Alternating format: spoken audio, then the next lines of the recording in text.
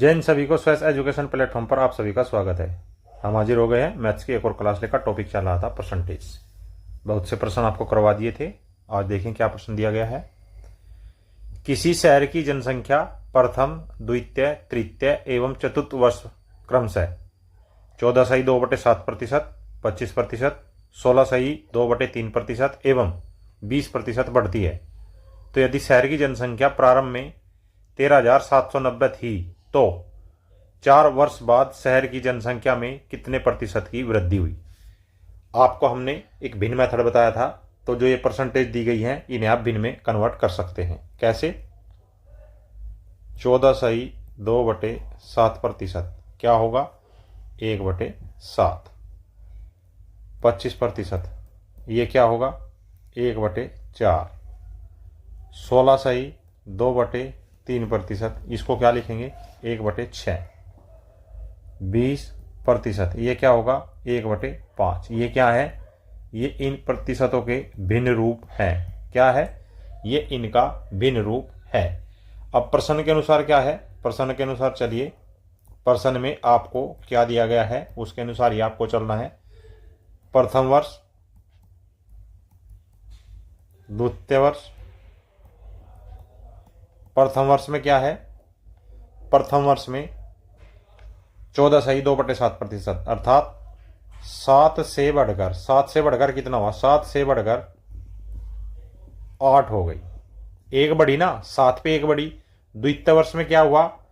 4 से बढ़कर 5 हो गई, 4 पर एक बढ़ी। तृतीय वर्ष में क्या हुआ? तृतीय वर्ष में हुआ आपका 6 से बढ़कर 7 हो गई, 1/6 बढ़ी ना, अर्थात 6 पर एक बढ़ी। चतुर्थ वर्ष में क्या हुआ? चतुर्थ वर्ष में 5 से बढ़कर 6 हो गई, क्योंकि 5 पर एक बढ़ी। अब ये क्या है? टोटल क्या, कुल कितना बढ़ा आपका? देखिए, इस 6 से ये 6 गया, इस 7 से ये 7 गया, इस 5 से ये 5 गया, और 4 कम 4 और 4 दूनी 8, अर्थात कुल मिलाकर 1 से बढ़कर 2 हो गई, अर्थात 1 से बढ़कर 2 हो गई। तब प्रारंभ में कितनी थी? प्रारंभ में 1 से बढ़कर अंत में 2 हो गई, अर्थात प्रतिशत बढ़ोतरी कितनी होगी? 1 बढ़ी, 1 से बढ़कर 2 हुई ना, तो 1 बढ़ी कितने पर? 1 पर, तो 100 पर कितनी? 100%। तो आपका answer option number B is your right answer. Next, किसी शहर की जनसंख्या प्रथम, द्वितीय वर्ष क्रम से 9.1/11% एवं 11.1/9% घटती है, जबकि तृतीय एवं चतुर्थ वर्ष क्रम से 12.1/2% एवं 10% बढ़ती है। तो यदि शहर की जनसंख्या प्रारंभ में 13,942 थी तो 4 वर्ष बाद शहर की जनसंख्या में कितने प्रतिशत की वृद्धि हुई, और 4 वर्ष बाद शहर की जनसंख्या क्या थी? आपको इसमें 2 उत्तर बताने हैं। तो इसमें क्या करना है आपको? पहले आपको भिन्न रूप को बदलना होगा, अर्थात जो आपका क्या है 9.1/11%, इसका भिन्न रूप क्या होगा? 1/11। फिर क्या दिया गया है? 11.1/9%, इसका भिन्न रूप क्या होगा? 1/9। उसके बाद क्या दिया गया है? 12.1/2%, इसका भिन्न रूप क्या होगा? 1/8। उसके बाद क्या है? 10%, इसका भिन्न रूप क्या होगा? 1/10। ये क्या है? ये जो प्रतिशत आपका दिया गया है उनका भिन्न रूप है। अब आपको क्या करना है? प्रश्नानुसार आपको देखना है कि प्रश्नानुसार क्या आपको दिया गया है, उसी के अनुसार आपको चलना है। प्रथम वर्ष में क्या हुआ? 11 से घटकर 10 रह गई, क्योंकि 11 पर एक घटी। द्वितीय वर्ष में क्या हुआ? 9 से घटकर 8 रह गई, 9 थी, एक घटी 9 पर, तो 8 रह गई। तृतीय वर्ष में क्या हुआ, तृतीय वर्ष में आपका 8 से बढ़कर 9 हुई, 8 पर 1 बढ़ी ना, 8 से बढ़कर 9 हो गई। आई बात आपकी समझ में। चतुर्थ वर्ष में क्या हुआ, चतुर्थ वर्ष में 10 पर 1 बढ़ी, अर्थात 10 से बढ़कर 11 हो गई। अब कुल कितनी बढ़ोतरी हुई, 10 से 9 से 9, 8 से 8, 11 से 11 और 10 से 10, अर्थात 1 से बढ़कर 1 ही रही, 1 ही रही। तो कुल बढ़ोतरी कितनी हुई, कुल बढ़ोतरी हुई आपकी 0। तो प्रतिशत वृद्धि, जब जनसंख्या बढ़ी ही नहीं तो प्रतिशत वृद्धि भी 0%। अर्थात जब कुल बढ़ोतरी नहीं हुई तो 4 साल पहले जो जनसंख्या थी, 4 साल बाद जनसंख्या कितनी होगी, जितनी पहले थी, 13,942। अर्थात option number 1 is your right answer. जब उसमें बढ़ोतरी नहीं हुई तो जितनी जनसंख्या 4 साल पहले थी उतनी ही जनसंख्या 4 साल बाद होगी। नेक्स्ट, किसी शहर की जनसंख्या 9,600 थी, यदि पुरुषों की संख्या में 8% एवं महिलाओं की संख्या में 5% की वृद्धि की जाए तो शहर की जनसंख्या 10,272 हो जाती है। तो महिलाओं की संख्या क्या होगी, 4 ऑप्शंस है, एक आपका उत्तर है। अब आपको करना क्या है, देखिए, महिलाएं कितनी थी और पुरुष कितने थे, ये आपको अलग अलग से बताना है। क्या है, 9600 कुल जनसंख्या है, और बढ़ोतरी कितनी है, बढ़ोतरी पुरुषों में कितने हैं, यहां पुरुष है 8%, ये महिला है, महिला में कितनी है 5%। अब क्या है, चूंकि पुरुष की अधिकतम बढ़ोतरी, चूंकि पुरुषों की अधिकतम बढ़ोतरी, पुरुषों की अधिकतम बढ़ोतरी कितनी है, अर्थात अधिक बढ़ोतरी कितनी है, 8% माइनस 5% बराबर 3% ज्यादा बढ़ोतरी है पुरुषों में। अब माना पुरुष में भी 5% वृद्धि तथा महिलाओं में भी 5% वृद्धि होती है, ये हम मान लेते हैं। माना पुरुषों व महिलाओं दोनों में 5-5% की वृद्धि होती है, वृद्धि होती है।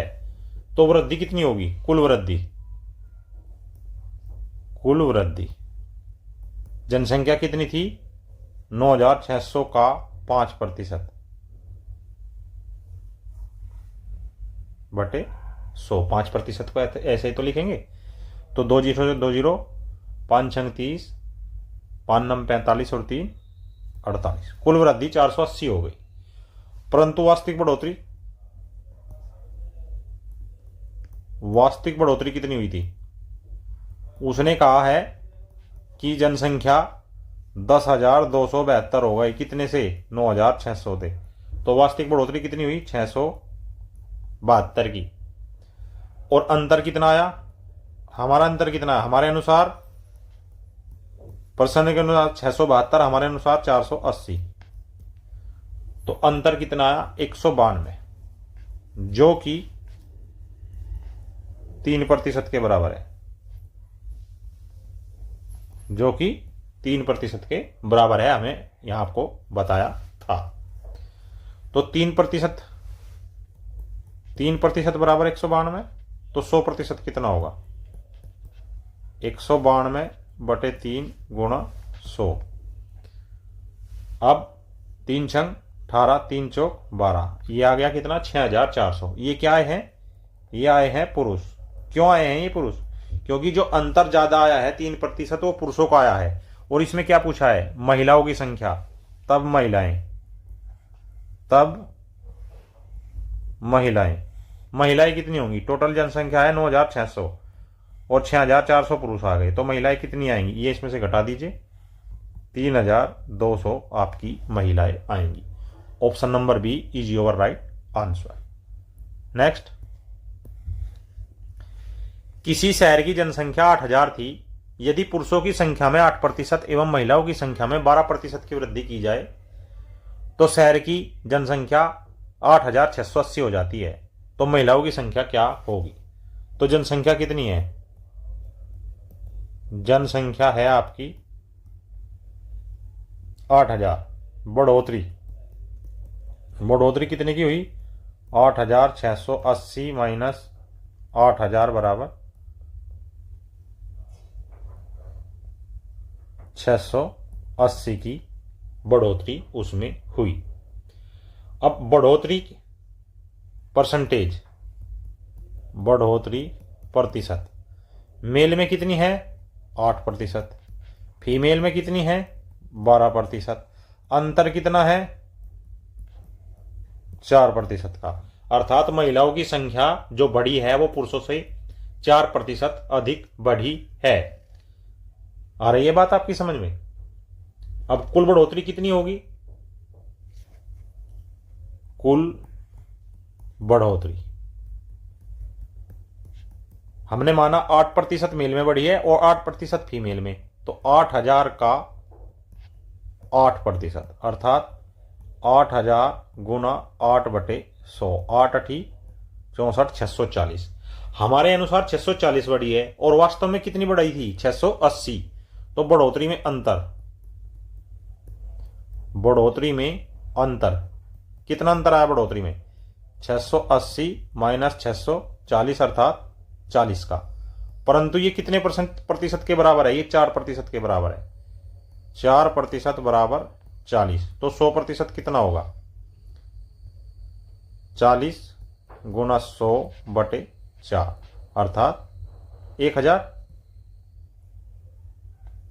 कितना आया 1000, और ये 1000 क्या है, चूंकि अंतर जो था महिलाओं का ज्यादा था, महिला में 12% थी, महिलाएं 12% और पुरुष 8%, तो ये जो 1000 आया है ये आपका क्या है, ये महिलाओं की संख्या आई है और महिलाओं की संख्या ही उसने प्रश्न में पूछी थी। नेक्स्ट, क्या है प्रश्न, किसी शहर की जनसंख्या 8000 थी, यदि पुरुषों की संख्या में 9% एवं महिलाओं की संख्या में 16% की वृद्धि की जाए तो शहर की जनसंख्या 9000 हो जाती है, तो पुरुषों की संख्या क्या होगी। जनसंख्या कितनी है, जनसंख्या है आपकी 8000, वृद्धि कितने की हुई 9000 हो गई, तो 9000 में से 8000 जाएंगे तो 1000 आ गया। बढ़ोतरी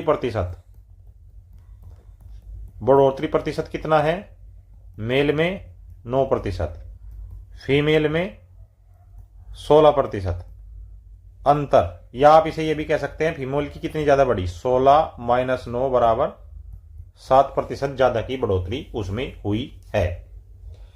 अब माना कुल वृद्धि 9% हुई है, माना कुल वृद्धि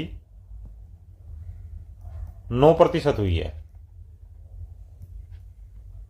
तब वृद्धि कितनी हो गई, वृद्धि बराबर कितनी थी 8000 का 9%, 8×9 72, 720 की।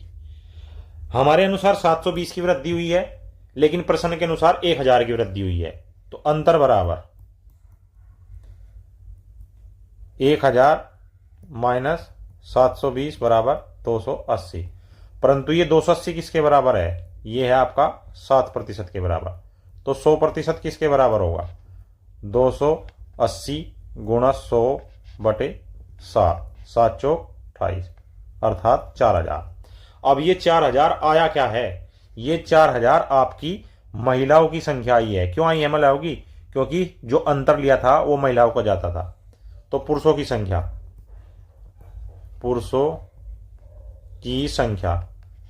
संख्या कितनी है, 8000 थी, 4000 महिलाएं हो गई, तो पुरुष कितने बचे 4000। Option number C is your right answer. Next, Raju 5,000 का कुछ हिस्सा 10% एवं शेष हिस्सा 12% साधारण ब्याज की दर से उधार लेता है। वह 1 वर्ष बाद कुल 5,530 रुपये से कुल राशि अदा करता है, तो उसने 12% की दर पर कितनी राशि उधार ली थी? कितनी राशि उधार ली थी? आ रही है बात समझ में? तो इसमें क्या है, कुल राशि कितनी है? कुल राशि बराबर 5,000 और कुल ब्याज कितना दिया? 5,530 माइनस 5,000 बराबर 530 रुपये। आई बात आपकी समझ में? पहला भाग दिया उसने 10% पर लिया और दूसरा भाग लिया उसने 12% पर। माना दोनों भाग 10% पर लिए, 10% पर उधार लिए, तब ब्याज कितना होगा?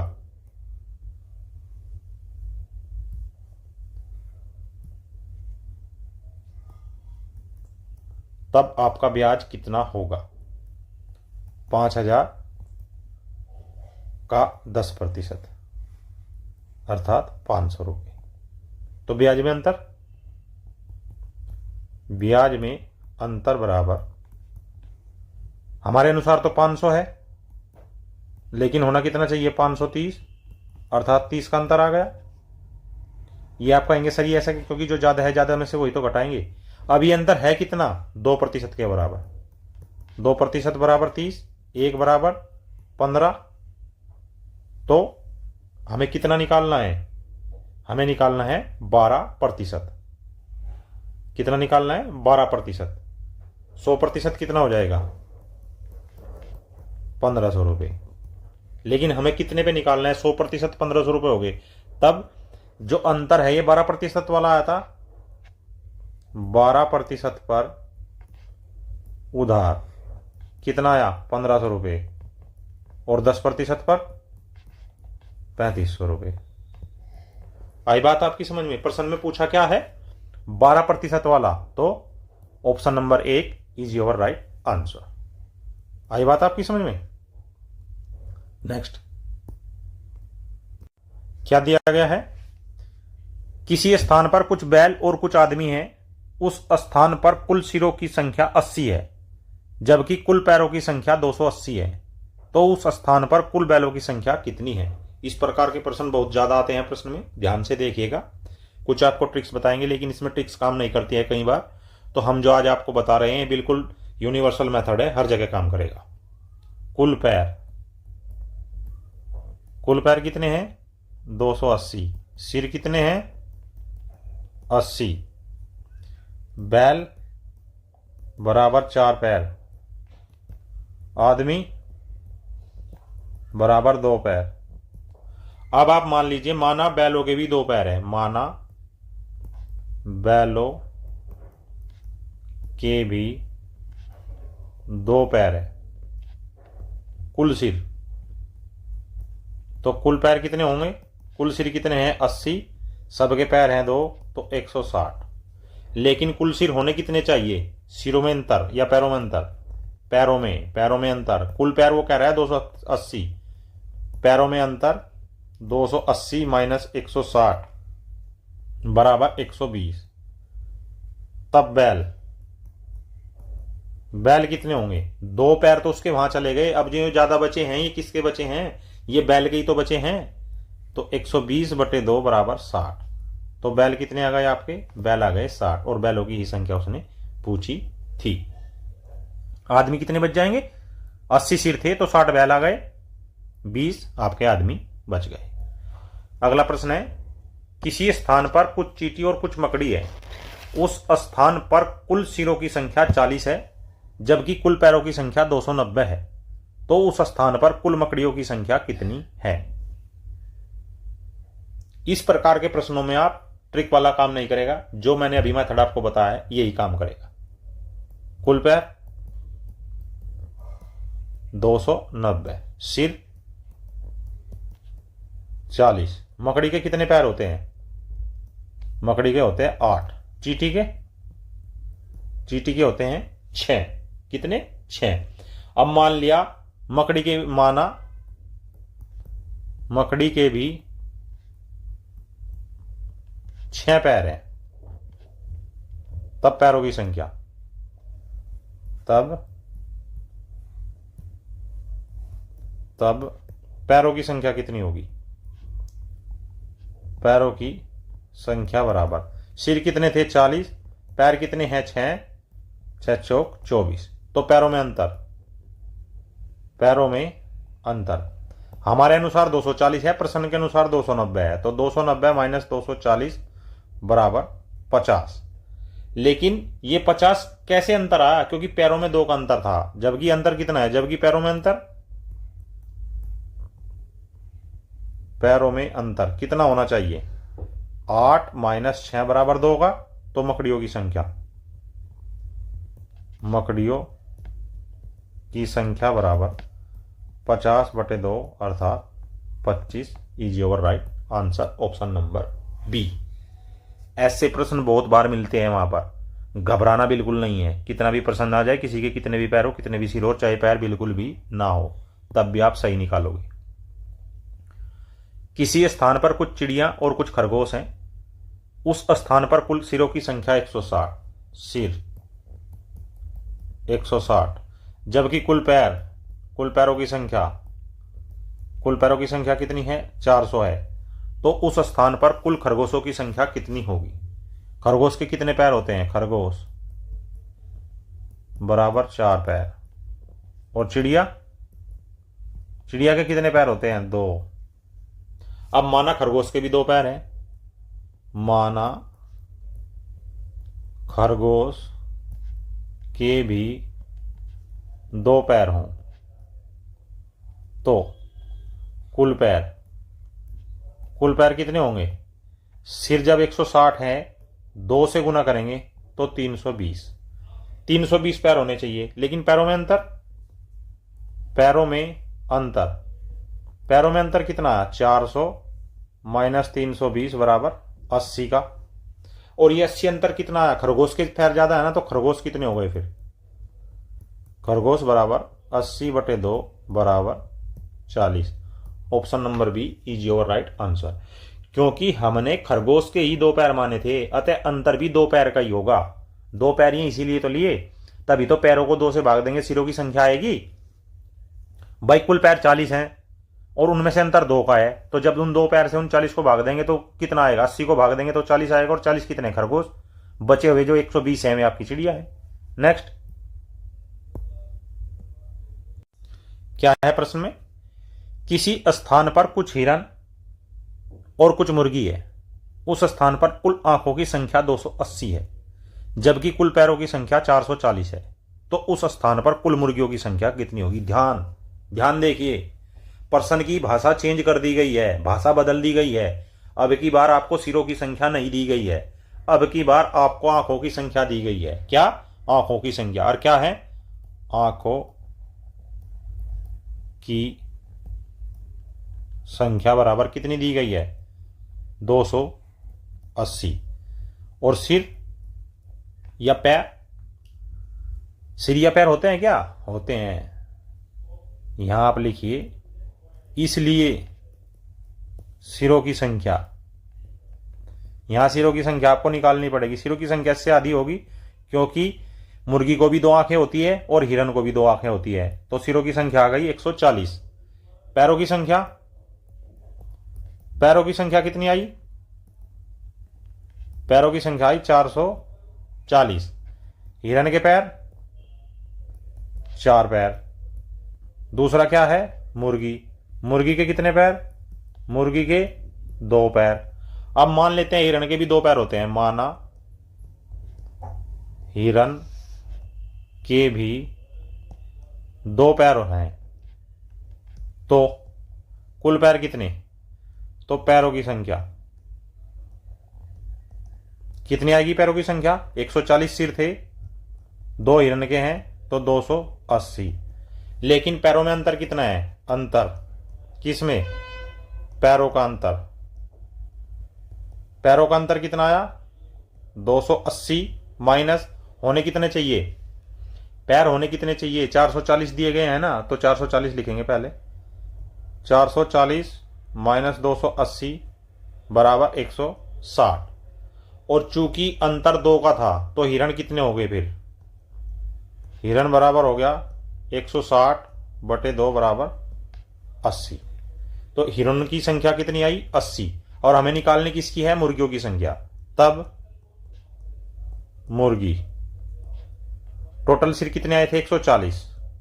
80 आ गए हिरण, तो मुर्गियां बच गई 60। Option number A is your right answer. Next, किसी स्थान पर कुछ कुत्ते और कुछ मुर्गी हैं।